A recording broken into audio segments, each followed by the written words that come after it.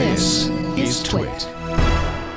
Microsoft has spent the past year capitulating to the complainers. No, I've frozen. There we go.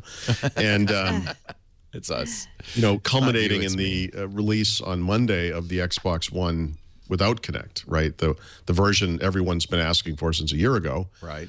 And that comes in at the same price as the PS4. And so it's really not coincidental, but it's interesting how those things happen on the same day. And Microsoft announced the creation of an Xbox One user voice website, similar to what they have for Windows 8 and for Windows Phone 8.1, where they're actively soliciting feedback from, even I say this, it's hard not to laugh, like Microsoft is actively soliciting the feedback of its fans and users to guide the direction of this product going forward, which is so logical. And why, you know, why wasn't it this way all along? We don't know.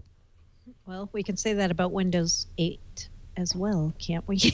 Well, I mean, right. There was always kind of an ivory, well, not always. For the past several years, there had been an ivory tower kind of mentality that, you know, from Microsoft, we know best. And I love watching them reach out to users and get feedback and then direct the development of the product. We see that with Xbox Music on Windows Phone 8.1, for example, which is a disaster. But they're really looking for feedback from users. They've shipped 4 updates to that app since Windows Phone 8.1 RTM'd. And that will probably be it before the, you know, the public release or whatever. But this is something that keeps getting updated over time and frankly needs it. But it's nice. It's just nice to see that. Yeah.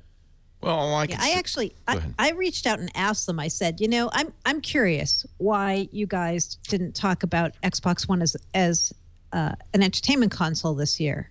And they said, they gave me a canned statement. They said, you know, E3 is a show for gamers. They want to see games. Well, that's not what you did last year. Wait a minute, though. Right. Am I wrong? Because I thought last year they had 2 events. They had one pre-E3, which was very much... Yeah, they had the unveiling. And that was very much about what you could do with TV. And didn't their event at E3 talk about games, or am I wrong?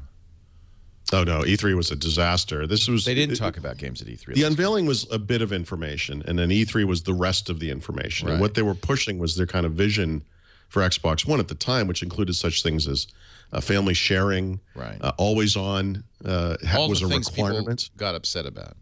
And this was, I don't remember the guy's name anymore. Yeah, because he's gone. Because he's gone. Literally because he's gone. But, you know, one of the boobs said something like, well, you know, it's too bad if you're on a nuclear submarine because you can't have a connection. I guess you'll have to use an Xbox 360. Oh. And you could just feel like the PR sharks from Sony circling the waters, you know. Yeah. And Sony had that very... you know, they had some funny videos they made, like, you know, our games work fine offline. Watch, you know, and they you know, put the game in and it's not connected to the internet and it worked fine or whatever. And, you know, they did a good job of mocking Microsoft for their initial, you know, vision or whatever.